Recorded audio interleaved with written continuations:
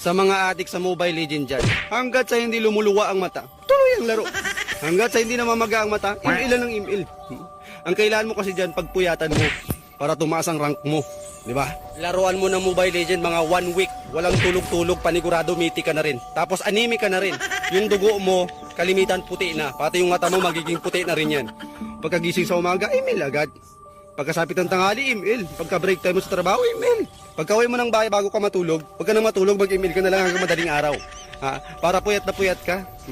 Para maga na maga yung mata mo talaga. At least, hindi man tumaas yung rank mo, tumaas naman yung ano mo, yung eyebag mo.